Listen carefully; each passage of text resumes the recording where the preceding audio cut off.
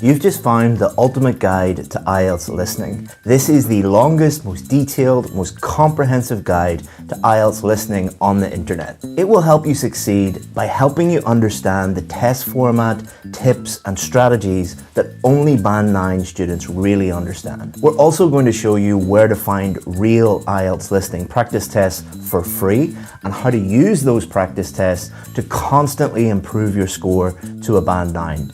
And at the end, we're also going to give you one of our VIP IELTS listening practice tests for free. So all you have to do is sit back, watch this video, and get the score that you need for IELTS listening.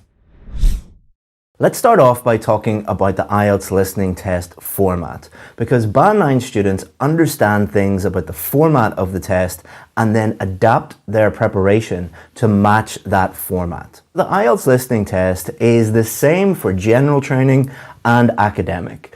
And Band 9 students understand this, and what they do is they use a range of different sources to practice with, both academic and general social situations to listen to. They expose themselves to all of these different inputs, which means that on test day, they are totally comfortable with what they hear. On test day, you're going to have to answer 40 questions. And the goal is to answer 40 out of 40 correctly. So you need to understand the test format. So part 1, part 2, part 3, part 4, as you go along these 4 parts, they progressively get more and more difficult.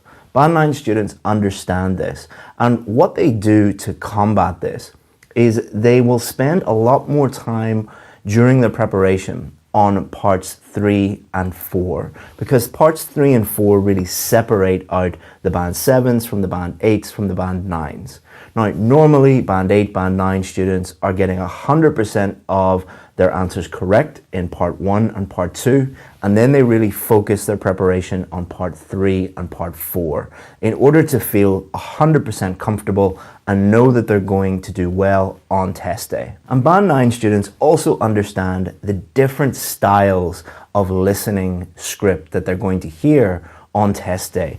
Part 1, part 2, part 3, and part 4 are all different. So let's look at each of those parts. Part 1 is going to be in a general or social setting with more than one speaker, normally 2 speakers. And often this will be someone phoning someone else and then form filling or taking down information, such as taking down a telephone number or a license plate number or an address. Now, this is quite an unusual way to listen to English.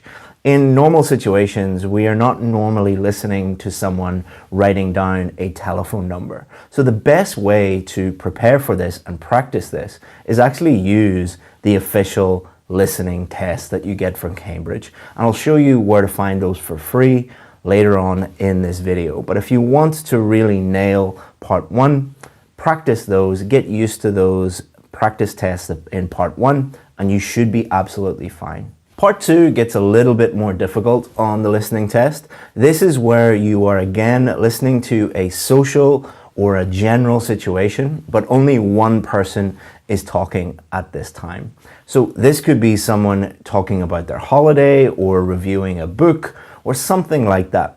So what successful students do is they listen to this type of social situation with one person talking when they're practicing their listening. Examples of this could be a podcast where someone is just talking by themselves on the podcast. They are excellent for practicing your listening skills. Or there are many YouTube channels like this one where there's one person talking to camera, and again, this is great practice.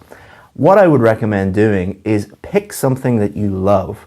Pick a YouTube channel that you love, not a IELTS channel, because IELTS is pretty boring, or a podcast that you love. Think of something you enjoy listening to. And when you are on the bus or on your way to work or on your lunch break, you can just listen to this and you are improving your ability to do part 2 of the listening test. Part 3 gets a little bit more difficult again. The context switches to an academic context. But don't worry, you don't have to be an academic person. You don't have to be at university studying a very academic subject to do well in this part. Remember, academic and general training exactly the same for the listening test.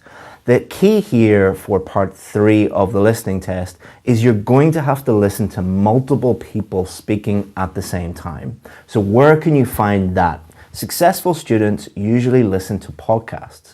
So there are lots and lots and lots of podcasts out there where they will invite guests on, so 2, 3, 4 guests, and they will all debate a topic. Again, what I would recommend doing is find a podcast either on your podcast app or on YouTube where you have multiple people discussing an academic topic. This could be history or science or health, anything that you are mildly interested in.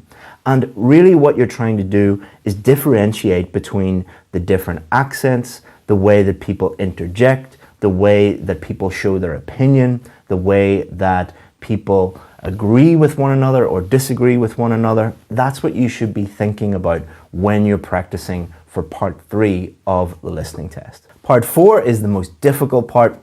It is an academic context and there is just one person talking. Normally, this will be an academic lecture, like someone giving a lecture at a university. A great way to practice this is through TED Talks. Go on to TED.com or go to their YouTube channel and find some TED Talks that you enjoy listening to, that you think might benefit you or you're just interested in them, and try and listen to how the person gets their points across, how they stage what they're saying. They are probably going to use words like first or firstly, we're going to talk about this, and then we're going to talk about that. Think about how they use this type of language to make what they are talking about clearer to you, the listener. So now that we know what each part comprises of and we know what's going to come up in each part of the listening test, we need to now think about the types of questions that will come up on the listening test. Because if you know the context, how many people are talking in each part, and you're comfortable using the different types of questions, then you will be in a very, very good position to get a band 8 or a band 9 on test day, because you know exactly what is coming up, you're not stressed, and you're going to feel very comfortable and just listen, get the answer, write it down, and get the score that you need. Now, the most important thing when it comes to the different types of questions is to understand that there are many different types. There are more than 10 different types of listening question that you might get. For example, you might get a multiple choice question, you might get summary completion, or you might get labeling a map or filling in information. The key thing to remember here is that they are asking you a variety of different questions to test a variety of different listening skills. Therefore, the biggest thing that you should not do is just go into the test and have one strategy for all the different types of questions, because they're all very, very different. So what we're going to do in this video later on, we're going to give you strategies for all of the different types of questions. Right now, all you need to know is that there are different types of questions that require different strategies. Later on in the video, we're going to give you those, but keep watching because there's some really important information coming. You will have to listen to the IELTS listening test for 30 minutes. This is really crucial to understand because many people for the first time in their lives are listening to 30 minutes of English continuously on test day. You do not want the first time that you ever continuously focus on listening to English for 30 minutes, you don't want that to be test day. Many students that we work with have great listening skills, but they lack the stamina, the focus to listen continuously for 30 minutes. So what can you do about that? You need to get used to listening and focusing on what you're listening to for long periods of time. But what you should not do is just on day one, get some practice tests, try and listen for 30 minutes. And then what will happen is after 5 or 10 minutes, you'll lose focus and then you'll beat yourself up. You'll be like, oh, I'm terrible, I'm going to fail. Don't do that, all right? Imagine you are running a marathon race, all right? How long is a marathon race? I don't know exactly. Let's say it is 25 miles. On day one, you don't go and try and run 25 miles. You might run 5 miles, then 8 miles, then 12, then 16, then 20, and then eventually you get to 25. You should do the exact same thing when you're preparing for the test. What I would do is get a little clock like this, put 5 minutes on, and do some practice tests or listen to a podcast or a TED Talk and be completely focused on that. Actually listen to what the person is saying. And then the next day, try and go to 7 minutes or 10 minutes. And then the next day, 12 minutes or 15 minutes. Listening is just like a muscle. You need to build that up over time. All right. And if you do that over the course of a few weeks, you will be able to 100% focus for 30 minutes. And that's what we need if we want a band 9.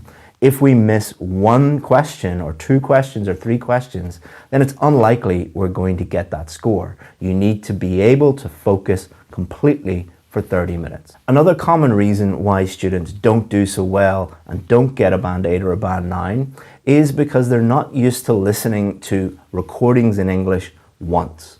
On test day, you will only hear the listening once. Is this because Cambridge are horrible people and they want you to fail? No. What are they doing? They are recreating real life. In real life, if you go to university, the university lecturer is not going to repeat themselves multiple times. If you get a job and someone asks you to do something, they're not going to repeat it multiple times. If you are at an airport and you hear, information about your flight, they won't do it 5 times because you don't know what they're actually saying.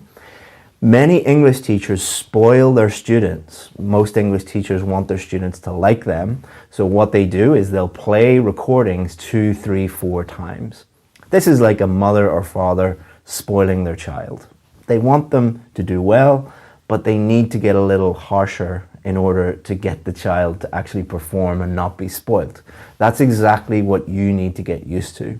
When you're practicing, when you're listening to podcasts, when you're listening to YouTube, when you're practicing your listening, try to get used to listening to things once and thinking about the answer and what they said once. Then after that, you can check your answer, you can listen back, but don't make it the very first time on test day that you are listening to things once, because you will get a very low score. All right, these are very, very important. Headphones. On test day, you will either be given a pair of headphones like this, or you will be played the recording from a loudspeaker in a room. What I would recommend doing is try to book the computer-based test, because on the computer-based test, you're going to be in a smaller room with fewer people and you are going to have headphones. You're guaranteed to have headphones on the computer-based test. I've done both the paper-based test and the computer-based test, and headphones dramatically improve your focus. It's not so much it makes the test easier, it just makes it easier to hear, and it is a listening test, so that does improve your score. If you live in a part of the world that doesn't have computer-delivered IELTS tests and you must do a paper-based test, try to choose the test center that is going to have the best audio quality available. So what you can do is, when you're booking your test with IDP or the British Council, whoever it is, ask them about the quality of the audio. Tell them that you're worried about that. And if on test day, and this does happen, they either, give you a terrible set of headphones, or the recording is just terrible quality, or you're in a big room full of people and you can't hear it, complain on test day. If you do not complain on test day, it doesn't matter. You would not believe the number of students that email us, IELTS Advantage, and say, we had a problem with the audio, what can I do? I don't know, I'm not the British Council, I'm not IDP. You are paying money to IDP, you're paying money to the British Council. If they don't provide you with a good enough service, complain to them on test day. A big difference between the reading test and the listening test is with the reading test, you can manage your own time. You can go at your own pace. But with the listening test, because you are listening to a recording, you must go at the pace of the actual listening script. This means that there are no such thing as time management tips or time management strategies that are going to help you. I've worked with hundreds of Band 9 students who got a Band 9 on the listening test, and none of them deployed any sort of time management techniques or strategies on test day when it came to the listening test. What they did was they became better at listening. They improved their listening skills. They became more aware of the different types of listening question, and they perfected their strategy for each different type of question. If you do that, then you will not get lost. You don't really need any time management tips. And that's what we're going to help you with in the rest of this video. Finally, I have some good news about the IELTS listening test. When you're listening to the people talking in the IELTS listening test, that is a very unusual way of talking. Kind of like I am talking to you right now. I am focusing on being as clear and as slow as possible. And that's what most of the IELTS listening test is like. It is not like listening to real native English speakers speaking to one another. But what I would recommend doing is not just practice the IELTS listening test. That is important, but it is kind of a easy form of IELTS listening.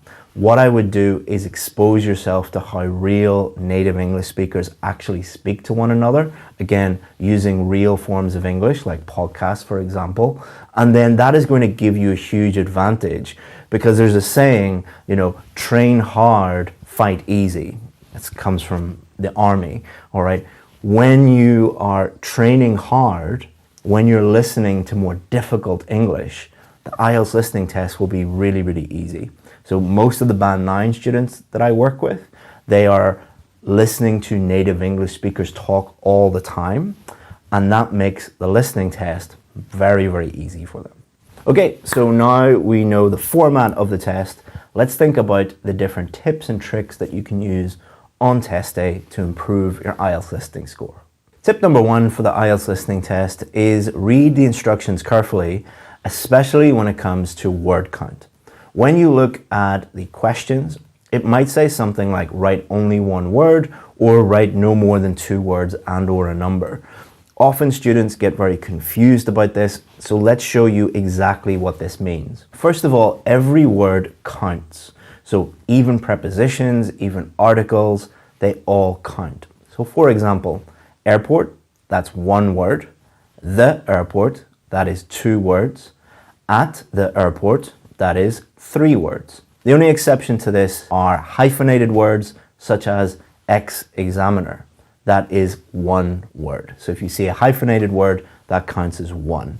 All other words count as 1. Okay, so I've created a nice little table for you, and you can just memorize this table if you get confused on test day and use it during your preparation so that it becomes natural and second nature to you and you don't even have to think about it on test day. So if the instruction says write 1 word, a correct answer would be, for example, airport, because it's telling you to write 1 word.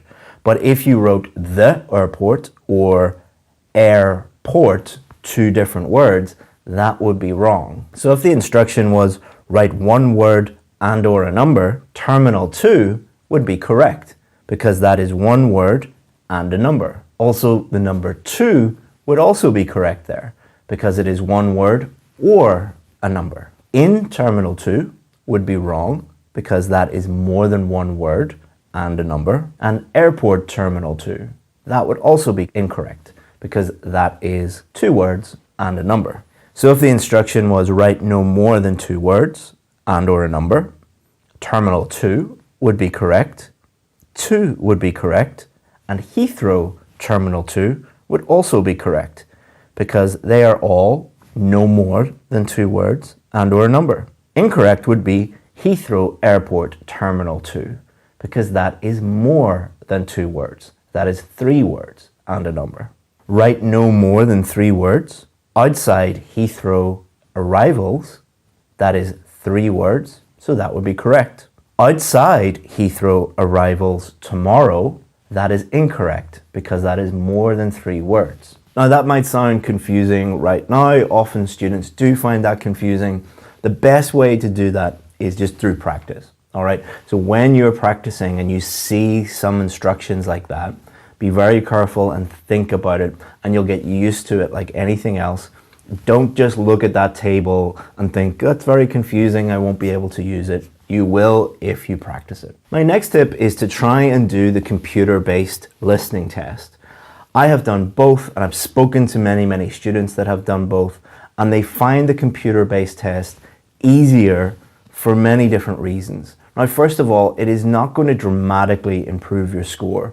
You're still doing the same test, but there are some practical considerations that do make it a little bit easier. So first of all, you have to write less. So because it is on a computer screen, for example, it might be multiple choice. You just have to click A, B, or C, or there will be a drop-down menu where you will be able to pick the correct option. That is a lot less time consuming, and you just have to think a lot less, and you're reducing the number of different things that you're doing at the same time, and that just makes it practically easier. A lot of students have also commented that in the paper-based test, they constantly have to be looking up and looking down and thinking about what they're doing, whereas it is far more natural for them to be listening, looking at a computer screen, and picking the correct answers. I don't know why, but I agree with these students. I think it is just a lot easier. You're doing fewer things on test day. Again, that's what I think, and that's what a lot of students who got a band 9 have said. We've already talked about this in the format part of this video, but because you have headphones, it is often a lot easier to hear what the person is saying. And it's a listening test at the end of the day. The better you're able to listen to what is being said, the higher your score is going to be. Also, a lot of students have just said that it's less stressful doing the computer-based test because there are fewer people in the room. When I did the test, I think there were about 7 or 8 people. Compare that with some of the huge test centers where there's 50 to 100 people all doing the test at the same time in a big room. Some people find that extremely stressful, and anything that causes stress is normally going to lower your score. And there are other advantages to the computer-based test, which we will mention again later in this video. So the next one is, if you are doing the paper-based test, use a pencil, all right? Because often they will play tricks on you, they will have traps in there, and you will have to change your answer.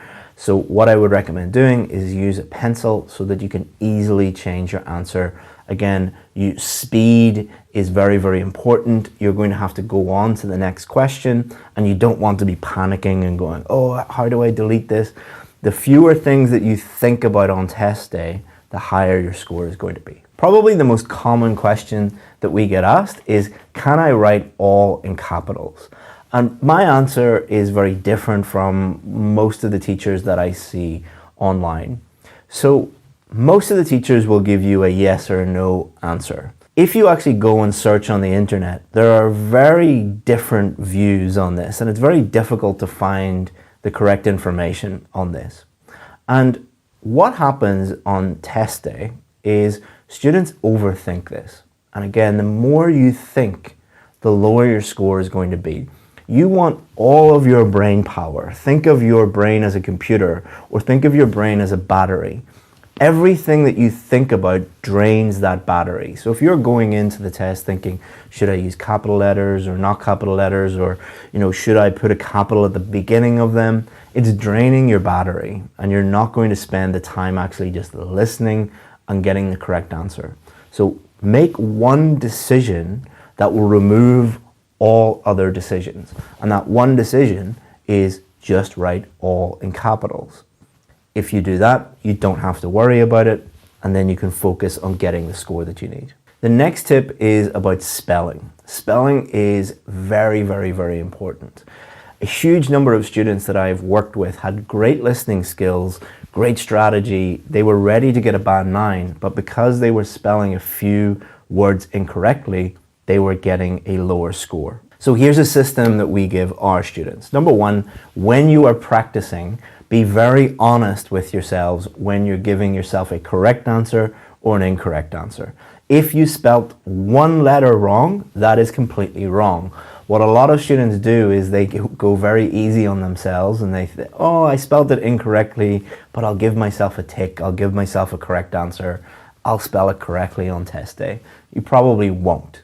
So be very honest with yourself. Secondly, look at all of your spelling mistakes, all the questions that you got wrong because of spelling, and put those words into a document. Set up a Google Doc or whatever you want on your phone or your computer and call it spelling mistakes. You can do this with writing as well if you're consistently making writing spelling mistakes. Put those into your doc so you'll have a document with all the words that you spelt incorrectly. Then what you do is you show the correct spelling beside it, and then once a week or once a month you review those. You cover up the ones that are correct and you try to spell those words correctly. Over time, you will notice common words that you always spell incorrectly, and then you will remove those spelling mistakes and improve your ability to spell these words correctly. My next tip is probably the most important one, but the one that sounds really obvious and not very useful. Your job is to find the correct answer. How is that useful? Well, your job is not to understand every single word and understand everything that is going on in the listening test. Many students will do a listening practice test, and especially in part 3 and part 4, there will be words or phrases or maybe a whole sentence that you don't understand. And they will panic and they'll think, I don't understand this, and then they'll get all these questions wrong. Again, stress is your enemy. You do not want to be very stressed out, and you don't want to be second guessing yourself. You don't want to have very low confidence just because you don't understand certain words. Now, I'm a native English speaker. I am an IELTS teacher. From time to time, I will listen to IELTS listening tests, and there will be a few words in there that I don't understand. The English language is huge. There are professors of English at Cambridge University that will not know some words in the IELTS listening test. It is not your job to understand every single word. It is your job to get the correct answers. So if you hear a word you don't understand, you can do two things. Number one, ignore it. Is it essential that you understand that word? Is it essential for helping you answer the question? If it's not, forget about it. Or number two, you can guess the meaning of that word from the context, from the words around it, from the sentences around it, if it's crucial to help you answer the question. If you do that, it reduces stress and it improves your vocabulary because you're going to constantly be improving your vocabulary by guessing the meaning of new words. Guess what? That is how you learn languages and how you improve vocabulary. You hear words you don't understand, you guess what they mean, you check it later, and you have learned a new word. So when you hear a new word, check back later, look at the script in the practice test, think about the meaning of that word, and then you're constantly improving your vocabulary. But if on test day you do not understand something, do not panic. The next tip that I have is, and I'm going to show you exactly what I mean by looking at a real question, is prepare for the answers coming.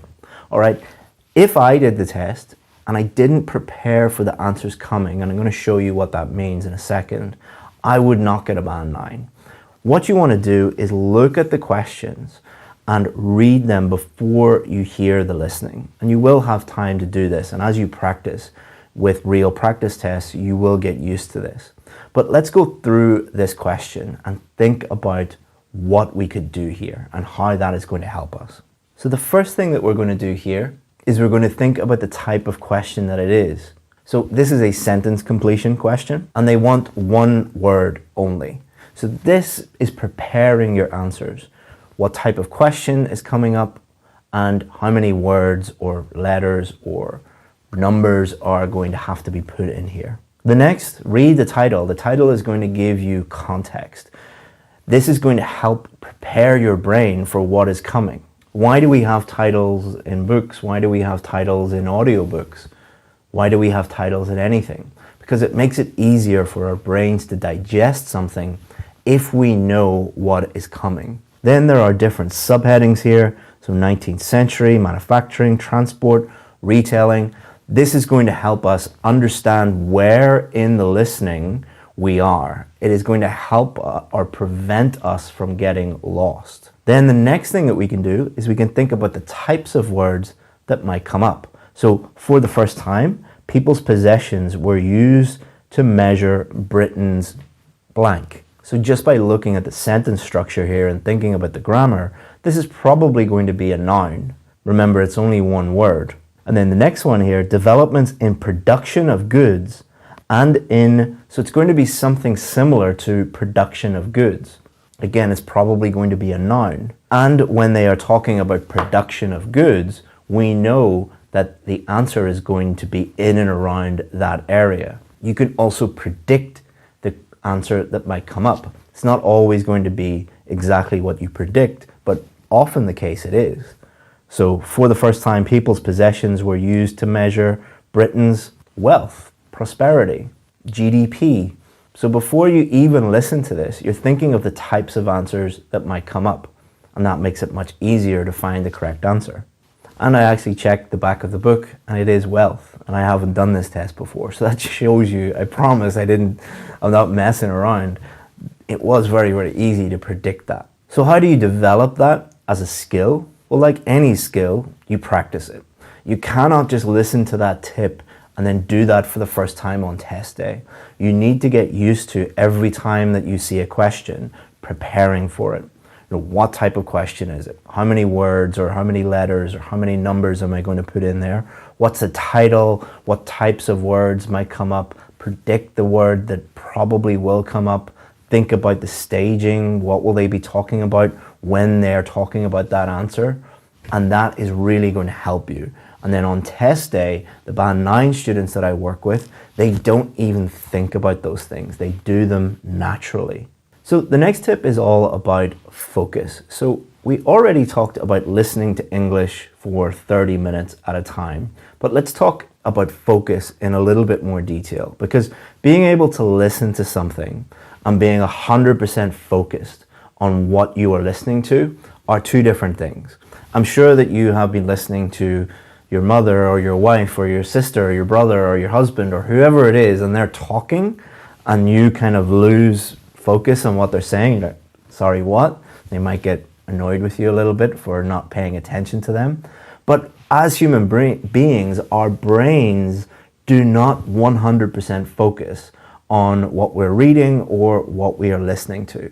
You need to develop that as a skill. But the good news is you can develop it. Number one, we've already talked about that. Think about listening and focus as a muscle. So again, get yourself a timer.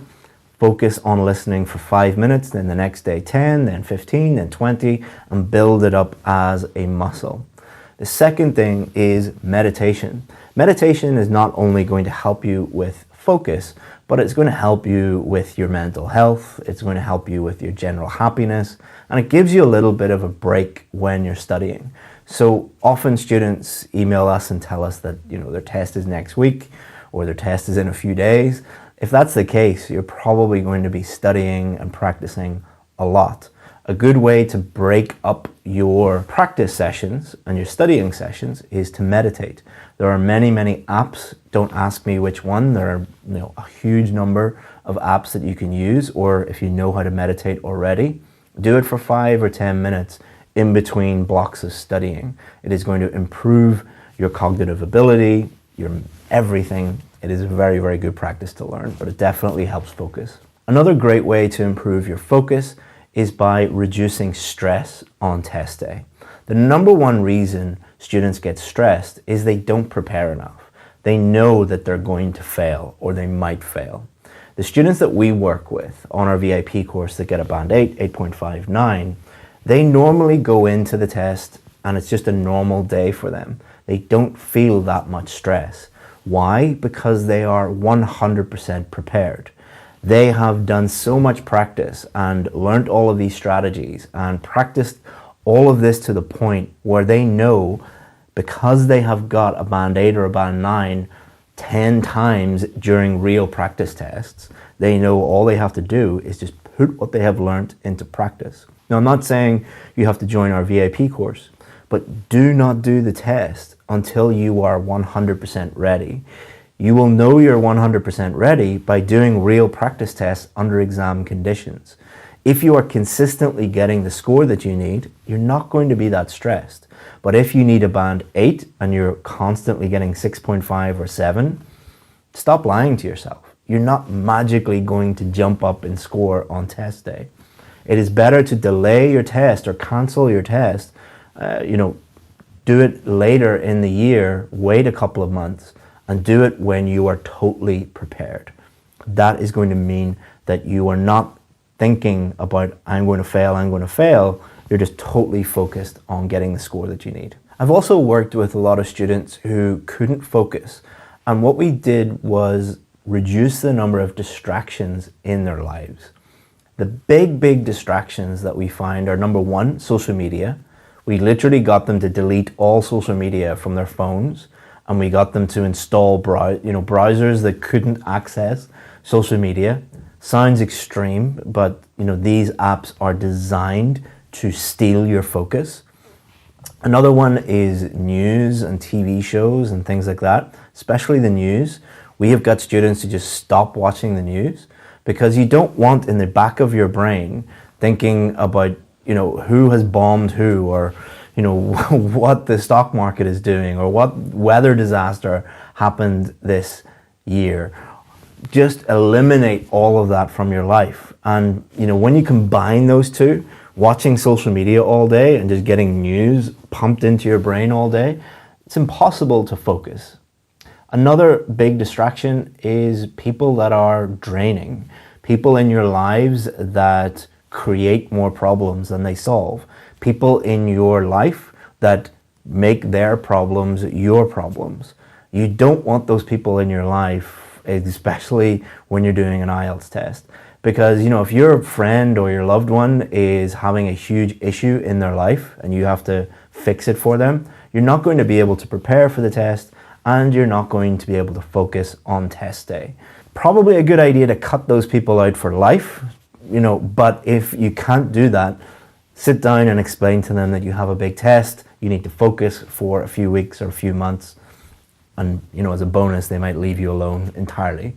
But social media, news, and people with a lot of problems reduce your focus. So the next tip is focus on the question that you're doing, but think about the next one coming up. So what does that mean? So practically speaking, for example, this question. The first part of this question is about the 19th century. When they are talking about the 19th century, you want to be totally focused in on that part to get the correct answer.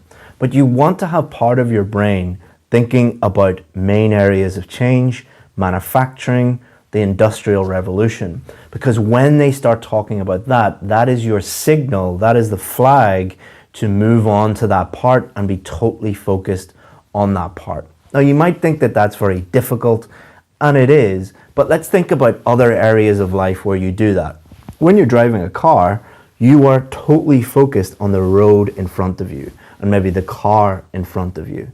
But you're also at your periphery thinking about what is coming in this way, what is coming in that way. Is that kid going to, ride their bike right in front of me? What's happening behind me? Is someone going to ram in behind me if I brake?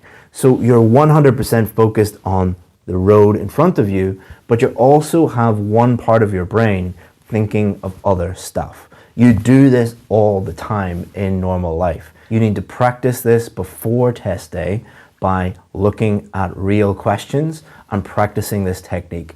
It will feel strange and it will feel difficult when you're doing it, but like anything else, the more you practice it, the easier it becomes. And this is why practice doesn't make perfect. Perfect practice makes perfect. When you're practicing, you're not just doing tests. That's what most students do. They just do tests, and they're like, why is my score not improving? When you are doing tests, you are trying to improve these things. You're trying to improve these techniques, such as preparing for the questions coming up, focusing on the question that you're doing, whilst thinking peripherally about the question that is coming up. The next tip is you can get a question wrong and still get a band 9. All right, so you can get a band 9 and get one question wrong. Why is this important? As I've said many, many times, human brains are not perfect. We're not robots. The robots have not replaced us yet. So you will lose focus from time to time. When I did the test, I got the first question wrong, I think. So the test was about to start and I was looking out the window thinking about where I was going to go for a drink after the test. Like, I was not focused on what I was doing. And then the test began and it was a license plate number. And I was like, oh, they're only going to say this once and I've completely missed it. There are two things that you can do in that situation. 80% of students, if they missed the first question, would panic and think, I'm going to mess up my entire test. Oh, let's just leave now. Let's just go to the bar and get drunk now. This is such a stupid thing. I'm stupid. I'm going to fail. All my friends and family are going to think that I'm dumb. If you do that, you're pretty much guaranteeing that you will fail to get the score that you need. What you should do instead is what I did, is just think, that's fine. I've got one of them wrong, but I need to focus for the rest of them and get all of the rest of them correct. So if you get a question that you either lose focus on, or especially in part 4, you might get a question that is just really, really difficult, don't beat yourself up and don't obsess about this question. Guess it, put it down, and then move on to the next question. The next tip for the listening test is keep moving or you're dead. So I read a lot of books about history, especially military history, and the best people in the world at going into a room and killing lots of bad guys are the SAS, the British Special Forces. They're amazing at going into rooms and just killing everybody in there, apart from the hostages. And what they call the door is the murder hole. And their technique is to move into the room, get out of that murder hole, and just keep moving until they are safe. That is the exact same technique that you need to use during the listening test. If you freeze in the murder hole and you stop moving, you stop thinking about what you're doing, you're dead. But if you keep moving and you keep going and you keep thinking, then you're going to do very, very well and you'll be safe. The next tip for the IELTS listening test is always give an answer, even if you don't know. So a lot of the questions are going to be multiple choice or choose a different option. Even if you don't know, you should guess, because if there's 3 options, you have a 33 and a third chance of getting the right score. Now, if we want a band 9, we do not want to be guessing most of the questions. We want to be answering them correctly. But even students that I've worked with that have got a band 9 have made a couple of guesses and still got a band 9. So there is a strategy that you can use that is going to help you give educated guesses. All right, these are strategic guesses. They are guesses that have a higher chance of getting the correct score than just a third. So the first way that you can do this is through elimination. All right, so let's say, for example, you're doing this question and you get stuck on question 23. In connection with modern refrigerators, both Annie and Jack are worried about A, the complexity of the technology, B, the fact that some are disposed of irresponsibly, or C, the large number that quickly break down. So let's say they're talking about the technology being very complicated, and because of this, many of them break down. But they're not talking about how they are disposed of, and they're not talking about that at all. What you can do is you can eliminate B, and then make a guess, is it going to be A or C? Now again, you're only doing this with questions that are very, very difficult, or you lose focus, or you get lost. But you've just increased your chances from 33% to 50%. The next thing you can do is prediction. So if we look at this example again, for the first time people's possessions were used to measure Britain's wealth, you can guess from the context what the correct answer is. So even if you lost focus, let's say you just started daydreaming about something while they were talking about that, I would write in wealth. It might be right, it might be wrong, but if you write nothing, you are guaranteed 100% that it's wrong. If you write in something, at least you have a chance. The next tip is to use the example recording to get used to the voices, get used to the accents, and get used to the question that they are giving you. So in some parts of the listening test, they will play an example recording, and they normally will be the same people talking with the same accent, answering the same type of question. So for example, it might be writing down a telephone number. So listen to that, and what it will do is not only will it help you understand how to answer the question, it will help you tune in to what the person sounds like, especially their accent. Because sometimes the accent can be quite unusual for you. You probably are not going to be able to listen to every single English-speaking accent in the world. There are way too many of them. But if they do play this example, always carefully listen to it, because you will tune into the accent, especially if it is an unusual accent. The final tip is not to worry too much about accents. As I said before, the listening test is not like listening to real native English speakers talk to each other. If you went into my local coffee shop or my local bar, you wouldn't understand 90% of what is being said. But when I'm speaking to you, I'm an English teacher, I'm speaking with a neutral accent very clearly and very slowly. That is probably what you're going to hear on the listening test. It is much better to spend your time practicing and preparing the different strategies that we're going to talk about in the rest of this lesson than it is to try and perfect the listening of, the hundreds, if not thousands, of different English-speaking accents. In Ireland and the UK alone, there are hundreds of different types of accents. You're not going to get that. You don't need to worry about that on the listening test. Familiarize yourself with it. You can listen to different podcasts, different news shows, listen to the local news in America, Canada, the UK, South Africa, Australia, New Zealand, Ireland, wherever you want to do. But don't worry too much about it. People are not going to speak in their very, very unusual accent in the listening test. Now let's talk about common traps or tricks or distractors that you might find in the IELTS listening test. And there are a series of these that might trick you into giving the wrong answer. Before we go through all of these, I want to talk first about mindset, which is very, very important. A lot of students get frustrated with the listening test especially because they think that IELTS and the people at Cambridge are trying to trick them into getting a lower score than they deserve. If you believe that, you're going to just give up and you're going to find your preparation really, really frustrating. We don't want that. Let's look at what actually is happening.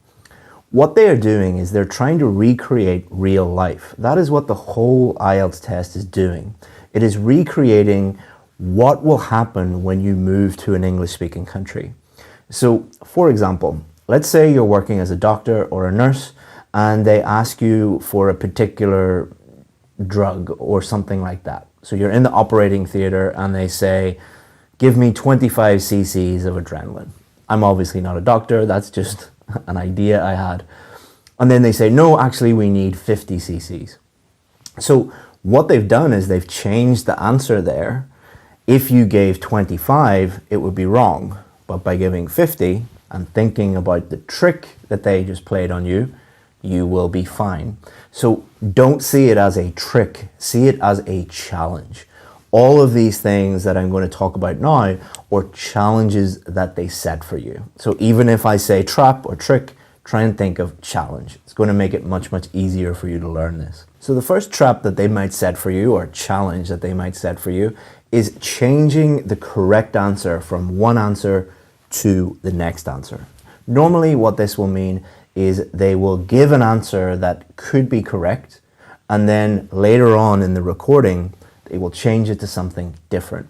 Let's look at how they could do that with a real question. So if we have a look at this question, it says name of station returning to. They could say something like, we started off in London and then we arrived in Manchester.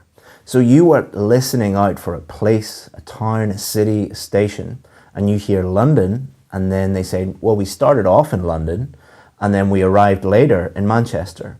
Because you are hyper focused on trying to find a place or a city, you just hear London, write down the first thing that you say. You need to be aware of this and aware that they might change it. So don't just be hyper focused on predicting and finding the correct answer. Kind of allow yourself to listen to the words and the sentences around what they are saying and make a decision based on that. Another common trap or challenge could be that they use synonyms or paraphrasing. So what happens is you are looking at the question, you see a word or phrase in the question, and you are listening out for that exact phrase. Sometimes it will be that exact phrase or that exact word, but sometimes it will be a paraphrase or a synonym. Now, synonyms are just the words that mean the same thing, but are different. For example, man, male, woman, female, mean exactly the same thing, even in 2023, and they are synonyms of each other. So let's look at this example again. Name of station returning to. So instead of station, they might use destination. Or instead of returning, they could say return. Instead of returning to, they might use the phrase come back. When will you come back? So if you're just listening out for station returning to, and they say something like coming back to your final destination, you're going to get completely lost. So you need to keep an open mind. When you are looking at the questions, don't just think, what am I looking for exactly in the question? Think, what could it be? What synonym could they use? What different phrasing could they use that means the same thing, but is a different word? Another challenge is plurals, especially plural nouns.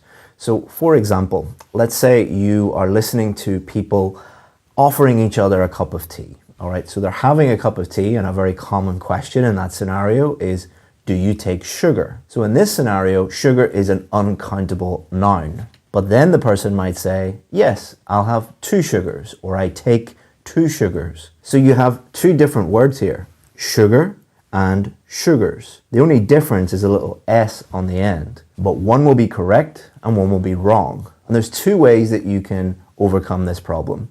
One is by listening to what you hear. If there is an S on the end or a Z on the end, then it is probably the plural form you're talking about.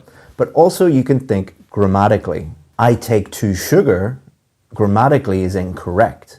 I take 2 sugars, grammatically is correct. So you need to be aware of the pronunciation, your listening skills, and grammar and spelling all at the same time. Another challenge is unusual spellings of names or places normally.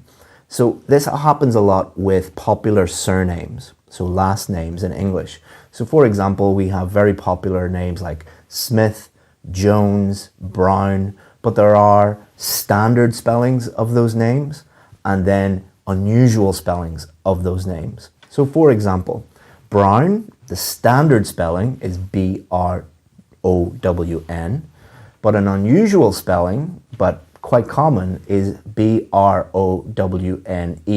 Now you shouldn't worry too much about this, because if there is an unusual spelling, normally comes in part 1 where someone is on a call with someone, they're on a phone call, and they're asking them for their name. If it is an unusual spelling of their name, or maybe a city or a town or something like that, then they will spell it out. They'll say, my name is Brown. And how do you spell that? B-R-O-W-N-E.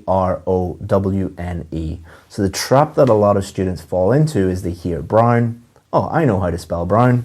They'll write it down immediately as the standard spelling, and then they will miss the person spelling it out. So especially in part 1, if the people that you're listening to ask for a spelling or spell anything out, then you should listen exactly to how they spell it and then put it in there. A challenge that many people have when I am talking to them is my similar sounding surname. And this is a big trap that a lot of students fall into.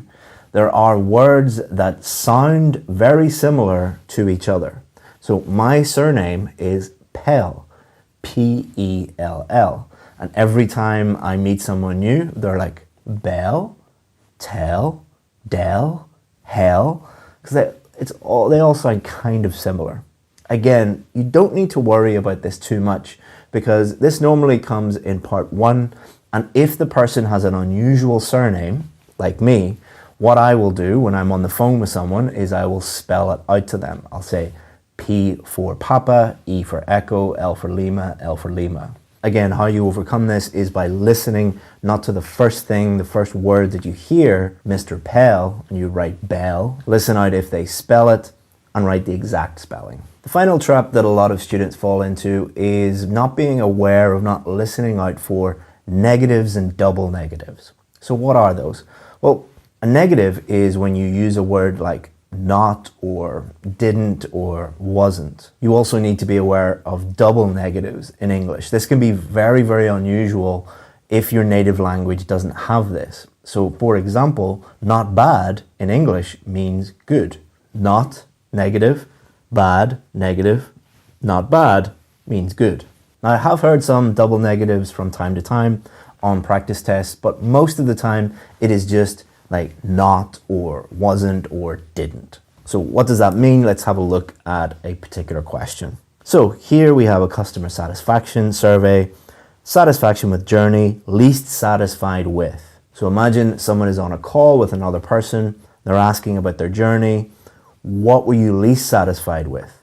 If they said food wasn't bad, or they said what did you think of the food, and they said not bad, some people might hear that and think that the food was what they were least satisfied with. But they're actually saying the opposite. They're saying the food was quite good. Often what will happen is they will use a negative and then they will say the correct answer after that. So for example, they might say something like, well, the food wasn't bad, but the drinks were terrible. So in that sentence, the food wasn't bad, but the drinks were terrible. What they were least satisfied with is the drinks. The main thing to remember is not all questions will have these challenges, but you do need to be aware of them. Let's use a driving analogy again.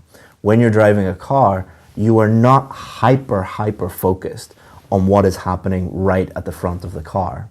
You are kind of focused on that. It does have most of your attention, but you're also paying attention to the periphery.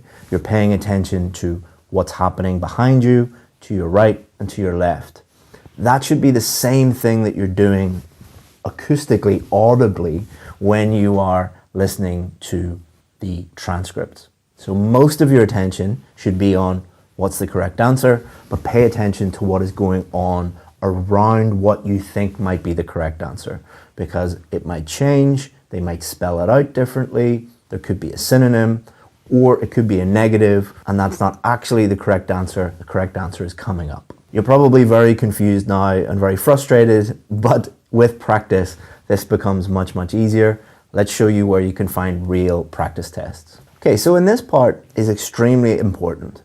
More students fail the IELTS test by using fake, unreliable tests than anything to do with their listening ability or their English ability.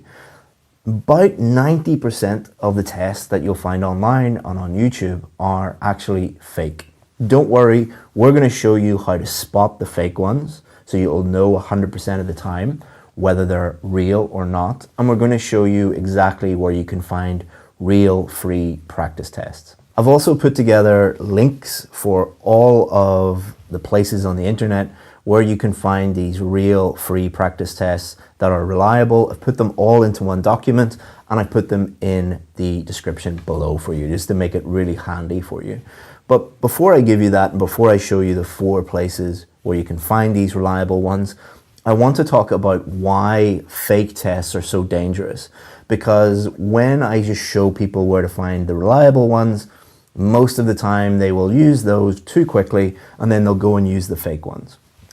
The fake ones are produced by people who don't know what they're doing. All right, I'm not criticizing anyone or saying I'm better than anyone, but there is a huge difference between a teacher that is trying to help people improve their scores and a YouTuber who is trying to increase the number of views on their channel, or a blogger who is trying to increase the number of views on their website. More than 90% of the tests that you'll find online are fake. These people don't care if you improve your score, so they don't put as much effort or they don't even have the required expertise to make reliable tests. So what is reliable? Reliable means that the test that you do today is going to be the same difficulty and the same challenge as test day. And it's extremely difficult to actually do this, and it takes a very long time. And that's why these people don't do it, because anything difficult and takes a long time, most people don't want to do that. So why is this a problem? Either the test will be way, way too easy or way, way too difficult. If they're too easy, you will be full of false confidence. You'll go into the test thinking, I'm going to get a band 9, I've got a band 9 multiple times, and then you'll get your test score and it's like 5.5. That's because you were doing tests that were too easy. Even worse, a lot of people will not even do the test because the tests are way too difficult. If you get tests that are too difficult, you will lose confidence completely. You will give up on your dream of moving to a new country because you think that you're not good enough. I've seen this many, many times where students will email us and say, I'm terrible at listening. Then we'll give them a real test, and it turns out that they're pretty good at listening. They were just using fake tests. And the final reason is a lot of these are completely misleading with questions that you'll never see in different formats. And what happens is you are used to this fake format, and then you'll go in on test day and you'll be doing a test that you've never seen before, that you're completely unfamiliar with. Our goal with you guys is that on test day, you are completely comfortable, that you know exactly what is coming up because you're only using real, reliable tests. So there are 4 places and 4 places only that have reliable tests, and they're all free. The first one is IDP. On the IDP website, you'll find lots of free practice tests. The second one is the British Council, same thing. The next one is IELTS.org. It's a wee bit more difficult to find those on the IELTS.org website, but I'll give you those links below. And then finally, Cambridge English. They do these expensive ones, expensive for most people, but they also have some free ones on their website as well. Now I'll give you the links, but you might be watching this video a few years in the future, and they're constantly adding free stuff to their website. So the easy way to find this information at any time is just go to Google, put in IDP or the British Council or IELTS.org or Cambridge into Google, and then put plus IELTS listening tests. Google will take you to the latest genuine free tests. Anything else, even if it's your favorite YouTuber or your favorite IELTS guru, anything else is not reliable. It doesn't matter if these people have millions of subscribers. It doesn't matter if they have huge IELTS companies. If they are not one of those 4 organizations, then you are running a huge risk, especially with YouTube. Most of the YouTube channels that have IELTS listening practice tests say that they're real. They are completely fake. They're either too easy, too difficult, or completely misleading, or a combination of those. Do not use them. You are wasting your time. Now, when I say that to students, what comes back is, well, there aren't enough free practice tests. What you want to do is completely change your strategy and your mindset towards practice. You will not get better by just practice. Practice does not make perfect. Perfect practice makes perfect. Now let's give you the perfect practice strategy. So let's show you how to practice your way to a band 9.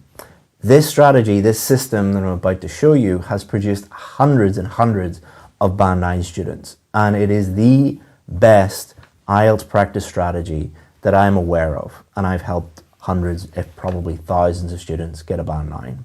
So you'll need something first. You'll need the practice tests. Probably don't get ones that are covered in coffee like mine. Buy new ones. Buy them from a reliable bookshop. Don't buy them, photocopies of them. They might be fake. When I say this to students, if you come from a poor background, I totally understand. But, which is more expensive? Spending $10, $20 on reliable tests or wasting $200, $250 on failing the test. Don't see this as a cost. See it as an investment. All right. Also, don't download the PDFs that you'll find online, they are often fake. I'm not saying this because I make any money from these. I'm not affiliated or associated with Cambridge at all. I make $0 if you buy these. The reason why I'm telling you this is I care about you improving your scores. That is the best way to do it. So once you have your practice tests, you're going to do 3 practice tests under exam conditions. What does exam conditions mean? Well, what it means is you've never seen that test before. Don't buy the book and on your way home, like, read the questions and kind of familiarize yourself with it and look up words you don't know. You want to recreate exactly what is going to happen on test day. So don't cheat and time exactly the same time as what will happen on test day. And you're going to do 3 of them because what you want before you ever book the test is you are consistently 3 times in a row getting the score that you need, or probably half a band or a band above the score that you need. If you can do that 3 times in a row, then you're pretty much guaranteed to get that score on test day. Not only is this going to be great for you because you know that you're going to get the score that you need, but on test day you will have completely removed any stress and you will be able to perform to the best of your ability. Because do you get nervous and stressed out when you're tying your shoelaces? No, because you know that you can do it. You know that you've done it thousands of times before. Our students who do this system or use this system, they've got the score that they need so many times that doing it is just like tying their shoelaces. But if you don't get the score that you need 3 times in a row, you need to move on to the next part of this system. The next part of this system is going to the back of the book, find the audio script, the transcript of the test you just did, and find the correct answers. And what you're going to do is you're going to correct your test honestly. You're going to check why you got each question wrong.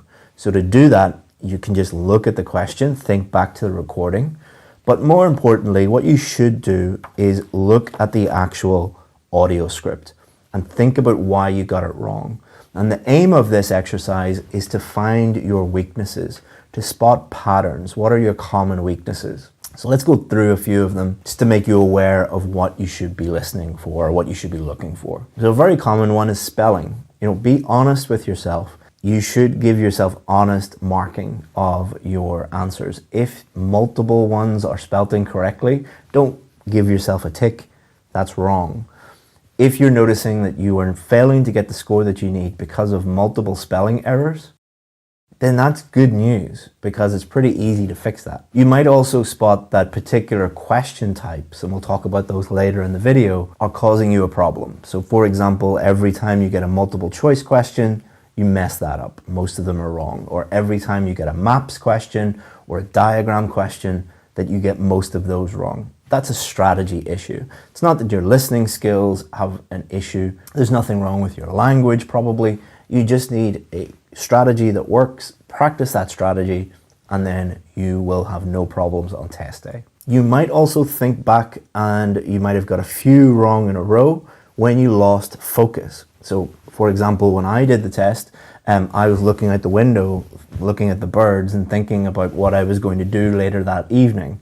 And I got the first question wrong, not because there's anything wrong with my listening or my English, but because I just completely lost focus. If that is your issue, again, that's good news because you can improve your focus. I talked about that earlier in the video. A very, very common problem is students will come back to me using this system and they'll say, I can't find the particular reason. I don't know what my weakness is. If that's the case, it's probably vocabulary. So what you can do is you can look back, look at the question, but really read the audio script. And if there were a lot of words or phrases that you have never heard before and you don't understand, and that it was causing the issue, you couldn't find the correct answer because you didn't understand the words, then that is a vocabulary issue, not really a listening issue. You need to improve your vocabulary. And I'll put a vocabulary improvement plan into the description. So the last step is the step that most students don't like, but it's where you see the most improvement. Take that weakness and work on it. Turn each weakness into a strength. Don't do more practice tests until you have improved that strength. So for example, if you have a huge issue with spelling, doing more practice listening tests will not improve your spelling. If you have a problem with vocabulary, doing more practice tests will not magically improve your vocabulary. You need to focus in on that. And if you have any issues or you need help with that, feel free to get in touch with us. We'll either give you free resources or we'll talk to you about maybe joining one of our courses. But we always have ways of helping you improve your weaknesses, so feel free to get in touch. Now let's give you the step-by-step strategies that we give our VIP students that many of them have used to get a Band 9. So before we give you these step-by-step strategies, let's look at how our students use them, because what you cannot do is just look at the strategy once and then go and apply it on test day. You need to do a few different things. So what we're going to do is show you real questions, and these questions that we're going to look at are maps and multiple choice. There are other IELTS listening question types, and we're going to show you where you can find strategies for all of them at the end. But we're going to focus on these two because these are the two that help students the most. These are the ones that students worry about, and we want to reduce your stress and anxiety as much as possible. So before we look at the questions, let's look at how our students use these strategies. So number one, what they think about is, what are the unique problems? What are the specific issues that are related to these questions? So for multiple choice, for example, one of the issues is that all of the options look the same or they look similar. That is a unique problem. You need to be aware of that so that on test day, when you see it, you'll be able to conquer that problem. You'll be able to solve that problem. Or with maps, what is very difficult for people is to visualize in their brain walking through that area or walking through that map. That is a unique problem. So we first need to think about what are those unique problems, and then how do we solve them, and then how do we use the strategy. And the strategy is designed to overcome all of these problems. And then all you have to do is just practice using that strategy until it becomes habit, until it becomes second nature. You learn it by heart. Don't go into the test trying to think of these strategies, because we want to reduce thinking as much as possible. Go into the test knowing the strategies automatically. So when you're driving a car, if you've been driving for many years, you don't think about signal, check your mirror, how to change gears, how to use the pedals. You just use them automatically. That's the same approach that you should have if you want a Band 9 towards these strategies. So let's start off by looking at maps. So in the test, you might get a question like this, where they will show you a simple map or a diagram. Normally it is taking you through a tour of somewhere, so you will hear a guide telling you where to find things or where to go during this tour, or taking you on a tour of this place. Now in this example, it is a park, but it could be a library, it could be a university campus, it could be a shopping center, anywhere at all that you might get a tour around. Now let's think about the key problems associated with listening maps. The first one is not being familiar with the specific language used to describe maps. For example, you might hear someone say to the east or in the west. You might hear someone, instead of saying next to, adjacent to, for example. So you don't want to be thinking, what do these things actually mean, and being totally confused. So you need to familiarize yourself with these words and phrases. And what I'll do is I'll put a link below in the description, and the description will go through all of these.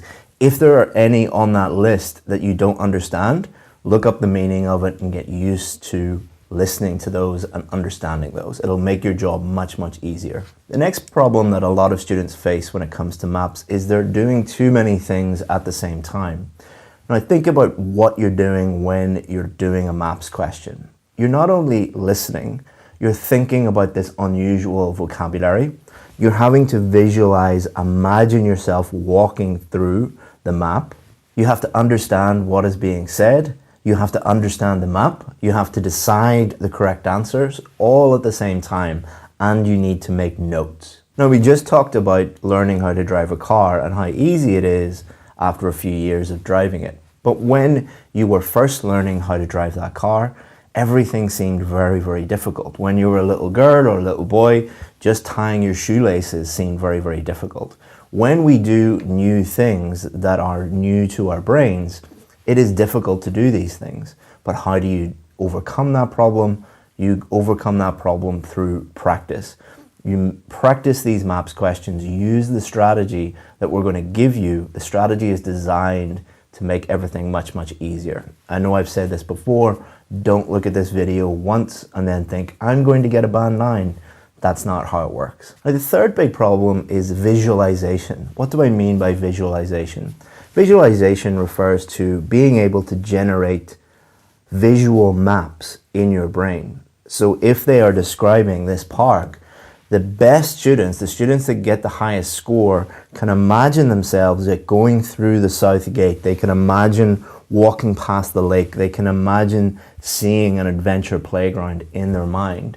Now, I've worked with a lot of different students over the years. Some students find this very, very easy. They have a visual brain, it seems, and other students find this nearly impossible. If you find it easy, you don't need to worry about this, but if you find it difficult, one of the things that I have found works really well with students is removing this negative self-talk. So what a lot of students have said to me is, I'm not good at this. And really, they're not bad at it. It's not that that is an issue. They're just creating an excuse in their head.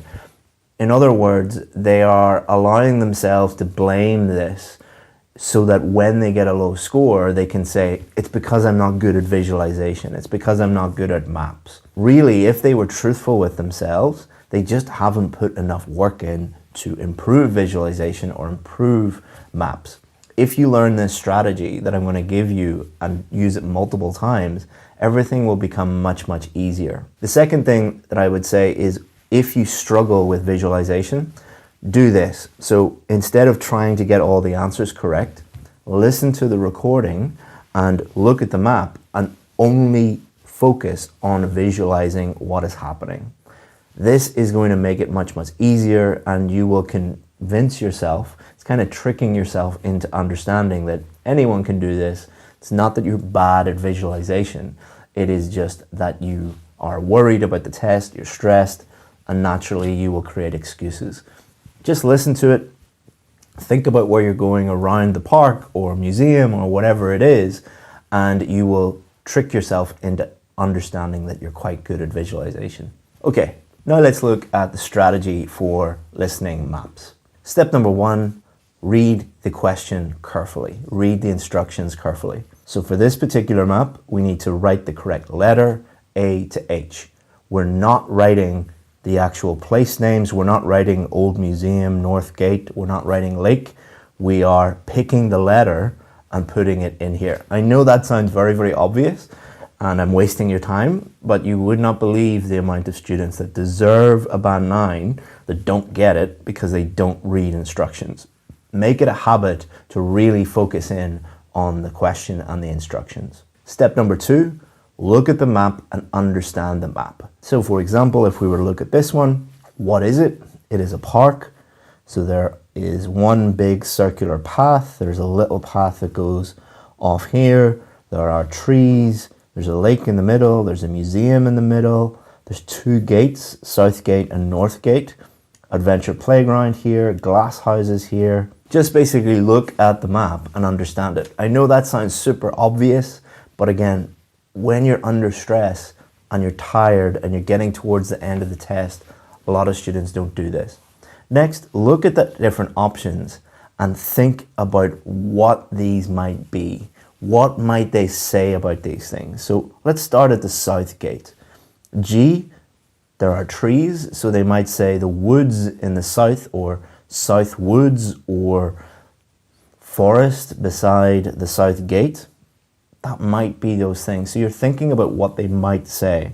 If we move up here, A, so think about what they might say to get to A. So if we start at the South Gate, it will say, if we turn left to go past the lake, and there is a path, or there is a trail, or there is a footpath on your left. That's going to show you where you're going to go to get to A. D, it could be the museum, it could be the old museum, but it might be new museum or new building or toilets or cafe beside the museum. B and C are going to be next to the adventure playground. B is going to be as you go through the north gate, so they might start at the north gate. C is going to be next to the adventure playground. F will be beside the glass house. It might be the glass house, or it might be something next to the glass house. And then H might be something next to the glass houses, or it could be the wood or the forest or something like that. So you're thinking about what it could be, but you're also thinking about, if I walk through this map, what directions or what things will I hear that will get me to each of these?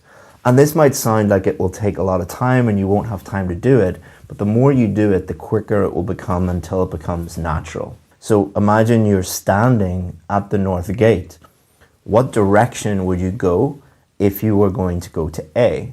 So if we're standing at the north gate, it probably will say, if you follow the path to your right. So we're standing here, we move down, and that will get us to A. If you go left, you will see the adventure playground, you'll see the museum in front of you. You want to actually visualize walking around this thing before you even hear it.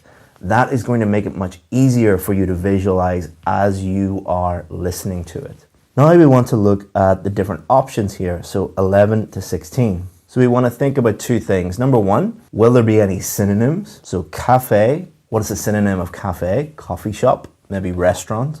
Toilets, there aren't many, there are a lot of synonyms for toilets, but they might say something like if you need to go to the bathroom. So think about those synonyms and then think about where might these things be?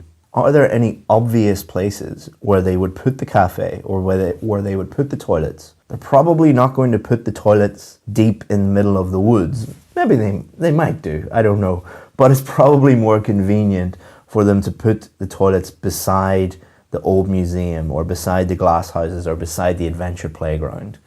Same with the cafe. The cafe is probably going to be next to the old museum, for example.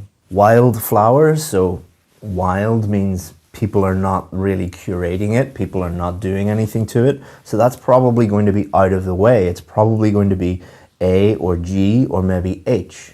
So by following all these steps, before the recording even starts, you're just making everything easier and easier and easier.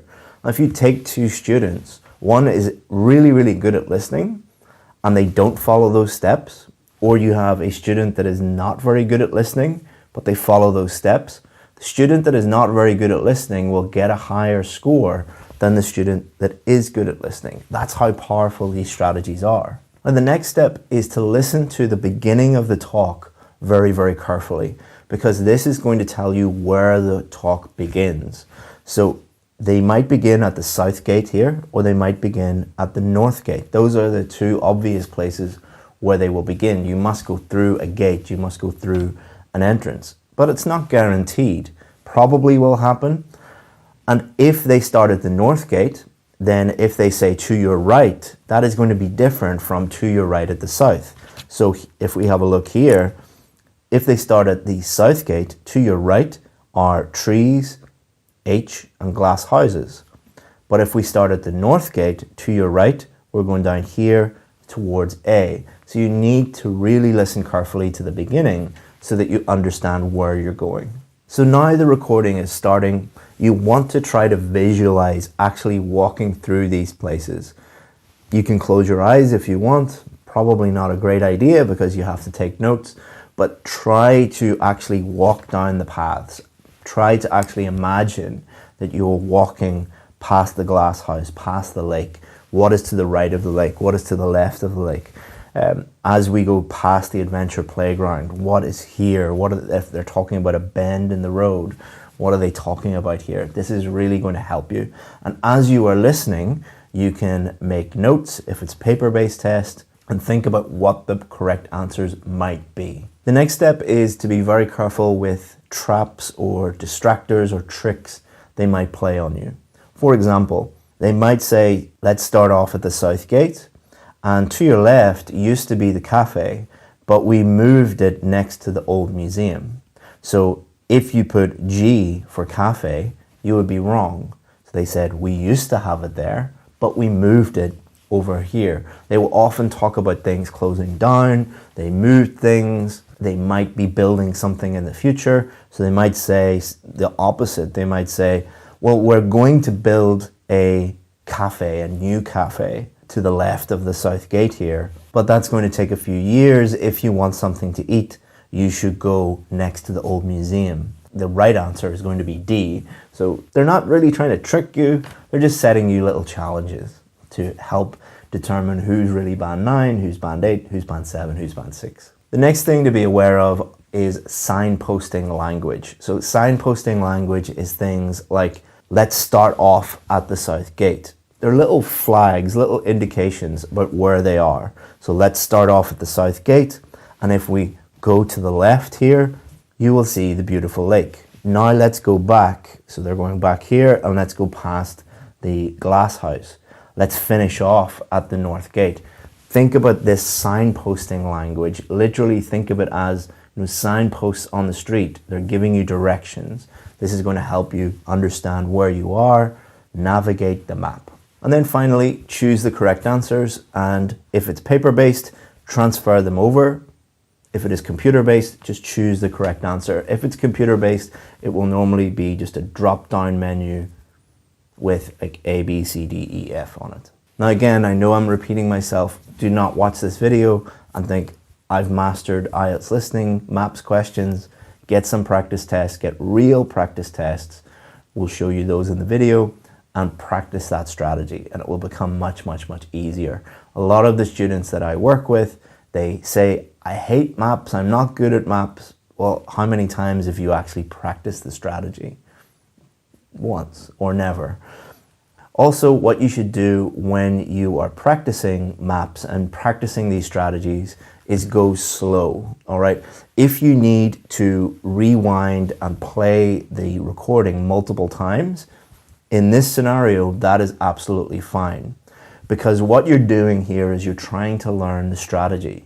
You're not trying to perfect the correct answers. You're not trying to judge your ability. Start off very, very slow. The goal is for you to master the strategy and become comfortable with maps, and then get a little bit faster until you are at exam speed. Again, using the driving analogy, you don't go and drive 100 miles an hour in lesson 1 of your driving test. Now let's think about the strategy for multiple choice. So multiple choice questions are going to look like this. It will normally be a series of questions. There will be a question, and then there will be 3 or 4 options. Your goal is to pick the correct answer. So let's think about unique problems and give you some unique tips for IELTS listening multiple choice questions. The first thing you should do is when you see multiple choice questions, as soon as you finish the questions before, move on and read the multiple choice questions. It's crucial that you understand the difference between each of the different options and you understand the questions that are coming up. What a lot of students do is they might be, focusing on this, they finish this section and they're so worried about, did I get the correct answer here, that they don't move on and read these questions. Let's say, for example, you have completely messed up this question. It is a much better strategy just to give an educated guess for these questions and move on and understand these. Because if you think, oh my God, I've messed up these, I'm going to fail, I'm going to mess up my whole life, and then you focus on these and you don't move forward, then you've probably got these wrong and you're probably going to get all of these wrong, all right? If you mess these ones up, go and give an educated guess, give your best answer, and then move on quickly, because you really do need to read all of these and understand all of these. Next, is a good idea to underline or think of the keywords in each question. So what I like to do is focus on keywords within the question. So 21, 22, 23, 24. So that will be here, here, here, and here. Within each question, what are the key words? So discover and reading. Then we need to look at the three options and think about the keywords within each of the three options. So why were they first created? How was the ice kept frozen? And where? The next step is to think about the difference between each of the three options. So for this one, it's quite obvious. Let's have a look at the last one. Good value for money, useful variations, more useful than domestic appliances. So as you can see, these two are quite similar. This one's talking about money and it being good value for money. These two are both talking about usefulness. So they're very, very similar.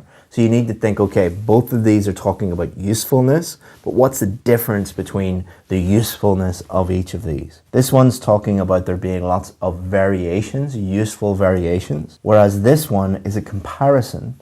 It is comparing that they're more useful than other domestic appliances. So it's comparing refrigerators, fridges, to other appliances, such as a vacuum cleaner, a Hoover, a toaster, a kettle, all of those things. Whereas B is talking about just domestic fridges, and there being lots of different types of fridges. So by underlining the keywords and thinking about the differences, that makes it much easier to think about what they're saying. The next thing to remember is that you should not think about what is the first answer that I hear and write down the first answer that I hear. So let's take the first question, for example. What did Annie discover from reading about ice houses? Why they were first created? So in the recording, they might talk about why they were first created or how they were first created. But that might not be one of the options that relates to what did Annie discover from reading about ice houses. She might have listened to something, or her dad or her mother told her why they were first created, and then later she talks about she was reading about where they were located. If you just note down the first one that you hear and you don't think about the specific question, then you're going to be in trouble. So it is not a listening test, write down the first thing that you hear. That is not what a listening test is. For multiple choice, it is not just a listening test, it is a thinking test. So you need to read the question, understand the question, and then think about, related to the recording, what is the correct answer. It's not a listening test. It is a listening and thinking test. The next thing is what you should not do. Do not focus in on one question, get lost, panic, and then miss the rest of the questions. So for example, if you were doing 21, what did Annie discover from reading about ice houses?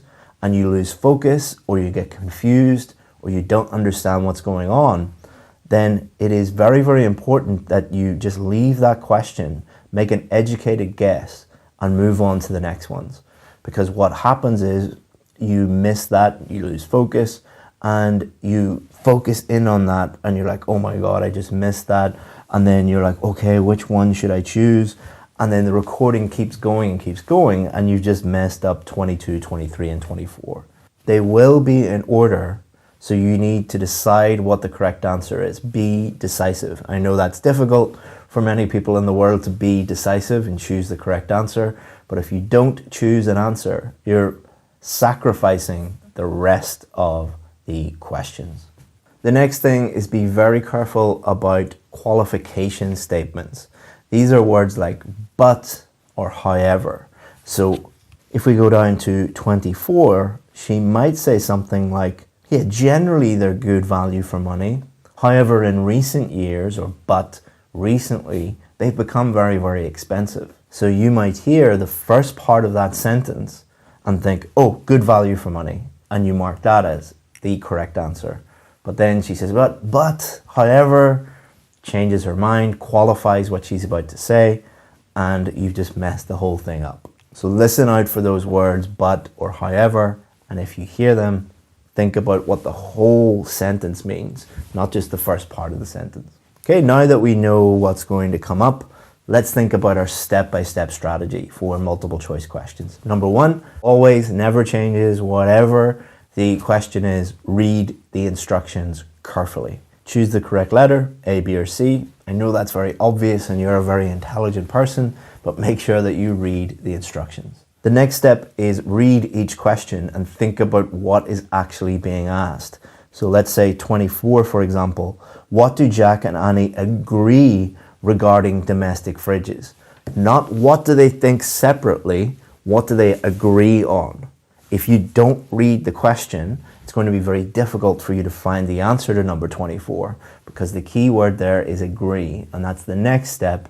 Highlight key words. The next step is to look at each option and understand the difference between each option. Next is to think about any synonyms or paraphrasing that you might hear. So for example, it took a long time to become popular. A long time could be 50 years, 100 years. They might say it took forever. Popular, they might say famous or widely used or used by the masses. There are many, many things that might come up. Now, you're not going to be able to sit there and think about synonyms and paraphrasing forever, but just try and be aware of them and think of the obvious ones. Don't start off with 21A and try and think of 20 different synonyms for the word created. Just think of the obvious one, created, made, and keep moving, keep going through that. Then the next one, if you can, predict the correct answer. This is a little bit difficult for multiple choice questions, so I wouldn't try and do this too much because often the 3 answers are very, very possible. But if you have time, try and make predictions, but if you can't predict anything, don't worry too much about it. Now the listening is going to start. What you're listening out for are keywords, synonyms, paraphrasing. So don't just listen for the keyword, listen for the synonym of that keyword. Then there you will know when they're talking about that. So for example, what did Annie discover from reading about ice houses? So she might literally say, when I was reading about ice houses, or she might say, I read a book, or I was studying. When you hear that, you know, okay, she's going to start talking about the different options. Then listen for the different keywords within the different options and pick the correct answer. That brings us on to the next step. Listen to the whole section. So the section where she's talking about reading about ice houses, do not listen for the first thing that she says. Listen to the whole section and then decide your correct answer. Because there will be distractors, she might change her mind, she might talk about other things. You're trying to break the recording down into 4 parts. So there's 4 parts here, there's 4 questions. You need to break the recording down into 4 parts. Okay, she's going to talk about this. Listen to that whole part, choose the correct answer. Then 22, listen to that whole part, choose the correct answer, and continue in that fashion. If you think that you've found the correct answer, put a tick beside it so you think, probably is this one, but keep listening because she might change her mind or the answer might change. But if you are 100% sure at the end, choose that as your correct answer. And finally, the final step, make an educated guess if you're not sure. If you're not sure, pick the one that you think is the highest chance of being correct, move on to the next one. And that's you done. Hey, Chris here from IELTS Advantage, and in this special video, what we're going to do is give you an IELTS listening practice test for free. So what this video is going to do is give you that listening test so that you can practice your listening skills at home. And what we're going to do at the end of the video is give you the answers. So the rest of the video will be the listening test, and then at the end, I'm going to give you those answers. So good luck, and I'll see you at the end for the answers. IELTS Listening Part 1. Hello there, and welcome to the Klein Museum, which was the actual home of Mr. Klein and his family before he went on to be the famous author we all know him as today.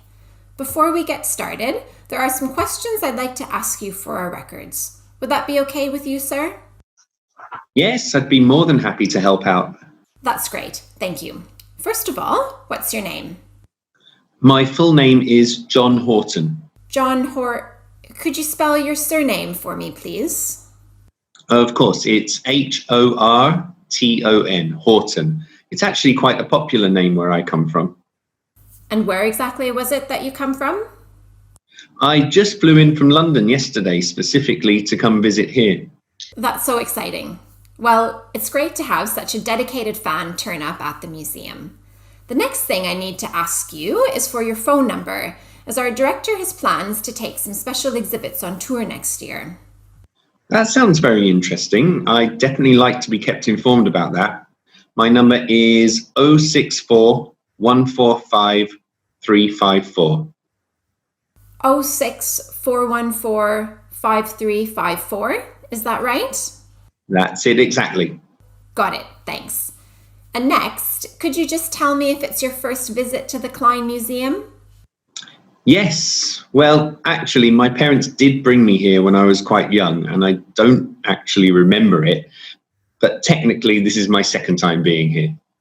Oh my, so your whole family are Klein fans then? Yes, definitely. It was my parents who got me started on him.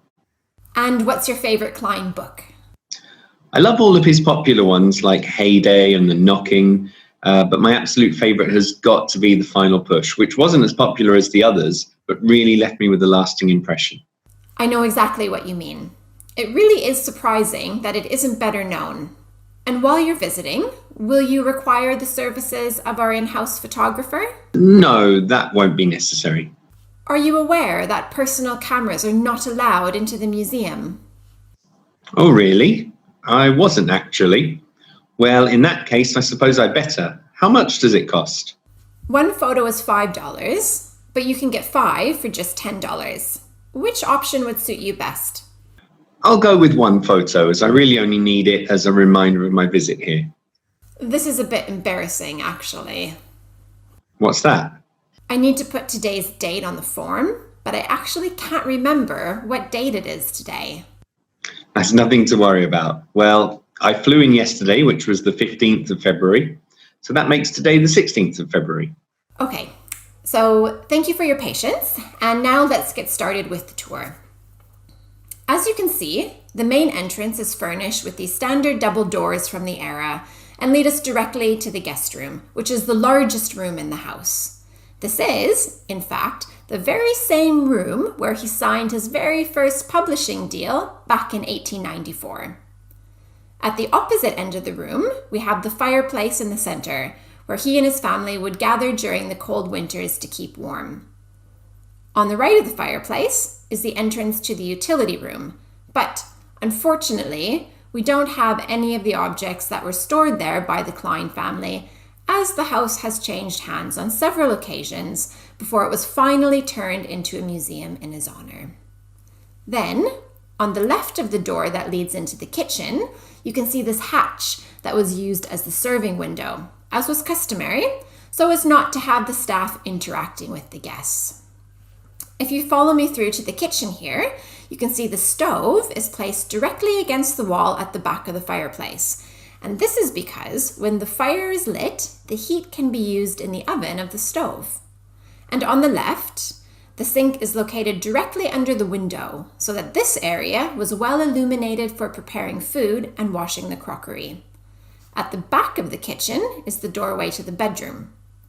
In those days, beds weren't as popular as they are now, so people slept on thin wooden mats laid on the ground, like the ones you see here, and the whole family would sleep here together, except for on the coldest nights, when they would move to the guest room to benefit from whatever heat was left coming from the evening fire.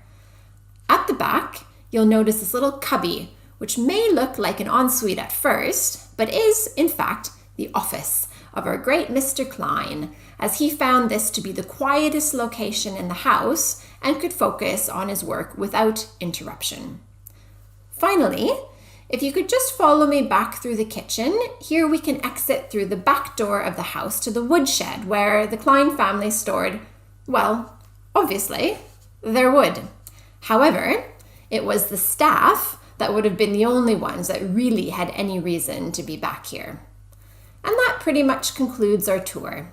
Does anyone have any questions they'd like to ask? IELTS Listening, Part 2. The first thing is that clean energy has been increasing. This is electricity from clean energy sources over the last 20 years. But when you look at the percentage of global electricity from clean energy sources, it's actually been in decline from 36% to 31%. And if you care about climate change, you got to go in the opposite direction to 100% of our electricity from clean energy sources as quickly as possible. Now, you might wonder, come on, how much could 5 percentage points of global electricity be? Well, it turns out to be quite a bit. It's the equivalent of 60 nuclear plants the size of Diablo Canyon, California's last nuclear plant, or 900 solar farms the size of Topaz, which is one of the biggest solar farms in the world and certainly our biggest in California. Well, a big part of this is just simply that fossil fuels are increasing faster than clean energy. And that's understandable. There's just a lot of poor countries that are still using wood and charcoal as their main source of energy, and they need modern fuels. But there's something else going on, which is that one of those clean energy sources in particular has actually been on the decline in absolute terms, not just relatively, and that's nuclear. You can see its generation has declined 7% over the last 10 years. Now, solar and wind have been making huge strides, and so you hear a lot of talk about how it doesn't really matter because solar and wind is going to make up the difference. But the data says something different. When you combine all the electricity from solar and wind, you see it actually barely makes up half of the decline from nuclear. Well, let's take a closer look in the United States. Over the last couple of years, really 2013, 2014, we prematurely retired 4 nuclear power plants. They were almost entirely replaced with fossil fuels. And so the consequence was that we wiped out almost as much clean energy electricity that we get from solar. And it's not unique to us. I mean, people think of California as a clean energy and climate leader, but when we looked at the data, what we found is that, in fact, California reduced emissions more slowly than the national average between 2000 and 2015. What about Germany? They're doing a lot of clean energy. But when you look at the data, German emissions have actually been going up since 2009, and there's really not anybody who's going to tell you that they're going to meet their climate commitments in 2020. The reason isn't hard to understand. Solar and wind provide power about 10 to 20% of the time, which means that when the sun's not shining, the wind's not blowing, you still need power for your hospitals, your homes, your cities, your factories. And while batteries have made some really cool improvements lately, the truth is that they're just never going to be as efficient as the electrical grid. Every time you put electricity into a battery and you take it out, you lose about 20 to 40% of the power. That's why when in California we try to deal with all of the solar we've brought online, we now get about 10% of our electricity from solar. When the sun goes down and people come home from work and turn on their air conditioners and their TV sets and every other appliance in the house, we need a lot of natural gas backup. So what we've been doing is stuffing a lot of natural gas into the side of a mountain. And that worked pretty well for a while, but then late last year it sprung a leak. This is Aliso Canyon, and so much methane gas was released, it was the equivalent of putting 500,000 cars on the road. It basically blew through all of our climate commitments for the year. Well, what about India? Sometimes you have to go places to really get the right data. So we traveled to India a few months ago. We met with all the top officials, solar, nuclear, the rest. And what they told us is they said, we're actually having more serious problems than both Germany and California. We don't have backup. We started it. We say we want to get to 100 gigawatts by 2022, but last year we did just 5, and the year before that we did 5. So let's just take a closer look at nuclear. The United Nations Intergovernmental Panel on Climate Change has looked at the carbon content of all these different fuels, and nuclear comes out really low. It's actually lower even than solar. And nuclear obviously provides a lot of power. 24 hours a day, 7 days a week. During a year, a single plant can provide power 92% of the time. And what's interesting is that when you look at countries that have deployed different kinds of clean energies, there's only a few that have done so at a pace consistent with dealing with the climate crisis. So nuclear seems like a pretty good option, but there's this big problem with it, which all of you, I'm sure, are aware of, which is that people really don't like it. There was a survey done of people around the world, not just in the United States or Europe, about a year and a half ago, and what they found is that nuclear is actually one of the least popular forms of energy. Even oil is more popular than nuclear. And while nuclear kind of edges out coal, the thing is people don't really fear coal in the same way that they feared nuclear, which really operates on our unconscious. So what is it that we fear? I mean, there's really three things. There's the safety of the plants themselves, the fears that they're going to melt down and cause damage. There's the waste from them. And then there's the association with weapons. And I think, understandably, engineers look at those concerns and they want to look for technological fixes. I mean, that's why Bill Gates is in China developing advanced reactors. That's why 40 different entrepreneurs are working on this problem. And I myself have been very excited about it. We did a report, How to Make Nuclear Cheap. In particular, the thorium reactor shows a lot of promise. And so when the climate scientist James Hansen asked if I wanted to go to China with him and look at the Chinese advanced nuclear program, I jumped at the chance. We were there with MIT and UC Berkeley engineers. And I had in my mind that the Chinese would be able to do with nuclear what they did with so many other things. Just start to crank out small nuclear reactors on assembly lines. We could ship them up like iPhones or MacBooks and send them around the world. I would get one home in Berkeley. But what I found was somewhat different. The presentations were all very exciting and very promising. They have multiple reactors that they're working on. The time came for the thorium reactor, and a bunch of us were excited. They went through the whole presentation. They got to the timeline, and they said, we're going to have a thorium molten salt reactor ready for sale to the world by 2040. IELTS Listening, Part 3. So let's look, though, at the four choices that we are making right now. The first one, by far the most consumed seafood in America and in much of the West, is shrimp. Shrimp in the wild as a wild product is a terrible product. 5, 10, 15 pounds of wild fish are regularly killed to bring 1 pound of shrimp to the market. They're also incredibly fuel inefficient to bring to the market. In a recent study that was produced out of Dalhousie University, it was found that dragging for shrimp is one of the most carbon-intensive ways of fishing that you can find. So you can farm them, and people do farm them, and they farm them a lot in this very area. Problem is, the place where you farm shrimp is in these wild habitats, in mangrove forests. Now look at those lovely roots coming down. Those are the things that hold soil together, protect coasts, create habitats for all sort of young fish, young shrimp, all sorts of things that are important to this environment. Well, this is what happens to a lot of coastal mangrove forests. We've lost millions to a lot of coastal mangrove forests. We've lost millions of acres of coastal mangroves over the last 30 or 40 years. That rate of destruction has slowed, but we're still in a major mangrove deficit. The other thing that's going on here is a phenomenon that the filmmaker Mark Benjamin called grinding Nemo. This phenomenon is very, very relevant to anything that you've ever seen on a tropical reef. Because what's going on right now, we have shrimp draggers dragging for shrimp, catching a huge amount of bycatch. That bycatch, in turn, gets ground up and turned into shrimp food. And sometimes, many of these vessels, manned by slaves, are catching these so-called trash fish, fish that we would love to see on a reef, grinding them up and turning them into shrimp feed. An ecosystem literally eating itself and spitting out shrimp. The next most consumed seafood in America and also throughout the West is tuna. So tuna is this ultimate global fish. These huge management areas have to be observed in order for management area, called a Regional Fisheries Management Organization, is called ICAT, the International Convention for the Conservation of Atlantic Tunas. The great naturalist Carl Safina once called it the international conspiracy to catch all the tunas. Of course, we've seen incredible improvement in ICAT in the last few years. There is total room for improvement, but it remains to be said that tuna is a global fish, and to manage it, we have to manage the globe. Well, we could also try to grow tuna, but tuna is a spectacularly bad animal for aquaculture. Many people don't know this, but tuna are warm-blooded.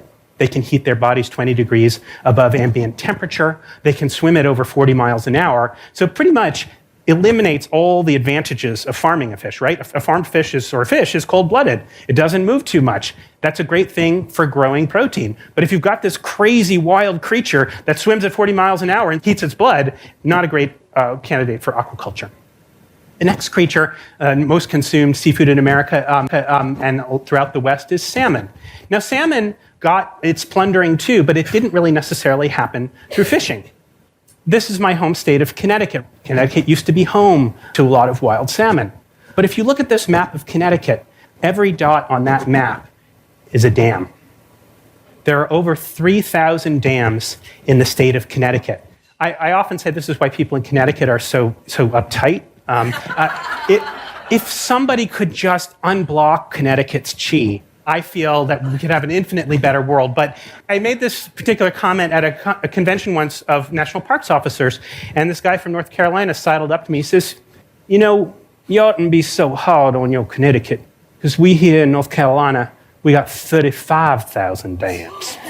So it's a national epidemic, it's an international epidemic, and there are dams everywhere, and these are precisely the things that stop wild salmon from reaching their spawning grounds. So as a result, we've turned to aquaculture. And salmon is one of the most successful, at least from a numbers point of view. When they first started farming salmon, it could take as many as 6 pounds of wild fish to make a single pound of salmon. The industry has, to its credit, greatly improved. They've gotten it below 2 to 1, although it's a little bit of a cheat, because if you look at the way aquaculture feed is produced, they're measuring pellets, pounds of pellets per pound of salmon. Those pellets are in turn reduced fish. So the actual, what's called the FIFO, the fish in and the fish out, kind of hard to say. But in any case, credit to the industry, it has lowered the amount of fish per pound of salmon. Problem is, we've also gone crazy with the amount of salmon that we're producing. Aquaculture is the fastest growing food system on the planet. It's growing at something like 7% per year. And so even though we're doing less per fish to bring it to the market, we're still killing a lot of these little fish. And we're also feeding fish to chickens and pigs. So we got chickens, and they're eating fish. But weirdly, we also have fish that are eating chickens because the byproducts of chickens, feathers, blood, bone, get ground up and fed to fish. So I often wonder, is there a fish that ate a chicken that ate a fish? It's sort of a reworking of the chicken and egg thing. Anyway, altogether, though, it results in a terrible mess. What you're talking about is something between 20 and 30 million metric tons of wild creatures that are taken from the ocean and used and ground up. That's the equivalent of a third of a China or of an entire United States of humans that's taken out of the sea each and every year. The last of the four is a kind of amorphous thing. It's what the industry calls white fish. There's many fish that get cycled into this white fish thing, but the way to kind of tell the story, I think, is through that classic piece of American culinary innovation, the Filet-O-Fish sandwich. So the Filet-O-Fish sandwich actually started as halibut, and it started because a local franchise owner found that when he served his McDonald's on Friday, nobody came, because it was a Catholic community. They needed fish. So Ray Kroc, he went to Ray Kroc and he said, I'm going to bring you a fish sandwich. It's going to be made out of halibut. Ray Kroc said, I don't think it's going to work. I want to do a hula burger, and there's going to be a slice of pineapple on a bun. But let's do this. Let's have a bet. Whoever sandwich sells more, that will be the winning sandwich. Well, it's kind of sad for the ocean that the hula burger didn't win. So he made his halibut sandwich. Unfortunately, though, the sandwich came in at 30 cents. Ray wanted the sandwich to come in at 25 cents, so he turned to Atlantic cod. We all know what happened to Atlantic cod in New England. So now, the Filet-O-Fish sandwich is made out of Alaska pollock. It's the largest finfish fishery in the United States, 2 to 3 billion pounds of fish taken out of the sea, every billion pounds of fish taken out of the sea every single year. If we go through the pollock, the next choice is probably going to be tilapia. Tilapia is one of those fish nobody ever heard of 20 years ago. It's actually a very efficient converter of plant protein into animal protein, and it's been a godsend to the third world. It's actually a tremendously sustainable solution. It goes from an egg to an adult in 9 months. Problem is that when you look about the West, it doesn't do what the West wants it to do. It really doesn't have what's called an oily fish profile. IELTS Listening, Part 4. But the question is why? Why do we sometimes fail to perform up to our potential under pressure? It's especially bewildering in the case of athletes who spend so much time physically honing their craft. But what about their minds? Not as much. This is true off the playing field as well. Whether we're taking a test or giving a talk, it's easy to feel like we're ready at the top of our game and then perform at our worst when it matters most. It turns out that rarely do we practice under the types of conditions we're actually going to perform under. And as a result, when all eyes are on us, we sometimes flub our performance. Of course, the question is, why is this the case? And my experience on the playing field and in other important facets of my life really pushed me into the field of cognitive science. I wanted to know how we could reach our limitless potential. I wanted to understand how we could use our knowledge of the mind and the brain to come up with psychological tools that would help us perform at our best. So why does it happen? Why do we sometimes fail to perform up to what we're capable of when the pressure is on? It may not be so surprising to hear that in stressful situations, we worry. We worry about the situation, the consequences, what others will think of us. But what is surprising is that we often get in our own way, precisely because our worries prompt us to concentrate too much. That's right, we pay too much attention to what we're doing. When we're concerned about performing our best, we often try and control aspects of what we're doing that are best left on autopilot, outside conscious awareness, and as a result, we mess up. Think about a situation where you're shuffling down the stairs, and what would happen if I asked you to think about what you're doing with your knee while you're doing that? There's a good chance you'd fall on your face. We as humans only have the ability to pay attention to so much at once, which is why, by the way, it's not a good idea to drive and talk on the cell phone. And under pressure, when we're concerned about performing at our best, we can try and control aspects of what we're doing that should be left outside conscious control. The end result is that we mess up. My research team and I have studied this phenomenon of overattention, and we call it paralysis by analysis. In one study, we asked college soccer players to dribble a soccer ball and to pay attention to an aspect of their performance that they would not otherwise attend to. We asked them to pay attention to what side of the foot was contacting the ball. We showed that performance was slower and more error-prone when we drew their attention to the step-by-step details of what they were doing. When the pressure is on, we're often concerned with performing at our best, and as a result, we try and control what we're doing to force the best performance. The end result is that we actually screw up. In basketball, the term unconscious is used to describe a shooter who can't miss. And San Antonio Spurs star Tim Duncan has said, when you have to stop and think, that's when you mess up. In dance, the great choreographer George Balanchine used to urge his dancers, don't think, just do. When the pressure's on, when we want to put our best foot forward, somewhat ironically, we often try and control what we're doing in a way that leads to worse performance. So what do? Knowing that we have this overactive attention, how do we ensure that we perform at our best? A lot of it comes down to the prefrontal cortex, that front part of our brain that sits over our eyes and usually helps us focus in positive ways. It often gets hooked on the wrong things. So how do we unhook it? Something as simple as singing a song, or paying attention to one's pinky toe, as pro golfer Jack Nicklaus was rumored to do, can help us take our mind off those pesky details. It's also true that practicing under conditions that we're going to perform under, closing the gap between training and competition, can help us get used to that feeling of all eyes on us. This is true off the playing field as well. Whether it's getting ready for an exam, or preparing for a big talk, one that might have a little pressure associated with it, getting used to the types of situations you're going to perform under really matters. When you're taking a test, close the book.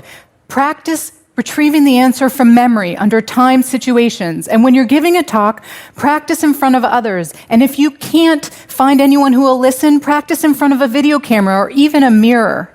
The ability to get used to what it will feel like can make the difference in whether we choke or thrive. We've also figured out some ways to get rid of those pesky worries and self-doubts that tend to creep up in the stressful situations. Researchers have shown that simply jotting down your thoughts and worries before a stressful event can help to download them from mind, make them less likely to pop up in the moment. It's kind of like when you wake up in the middle of the night and you're really worried about what you have to do the next day. You're trying to think about everything you have to accomplish and you write it down and then you can go back to sleep. Journaling or getting those thoughts down on paper makes it less likely they'll pop up and distract you in the moment. The end result is that you can perform your best when it matters most. That is the end of the test. As promised, here are the answers. Good luck. Number 1, John Horton. Number 2, London. Number 3, 064145354. Number 4, The Final Push. Number 5, you can have the 16th of February or February 16 or 16 February. 6, B, 7, D, 8, E, 9, C, 10, H, 11, B, 12, E, 13, A, 14, D, 15, C. 16, India. 17, is nuclear. 18, coal. 19, with weapons. 20, China. 21, shrimp. 22, market or the market. 23, mangrove. 24, global. 25, 40 miles. 26, over 3,000.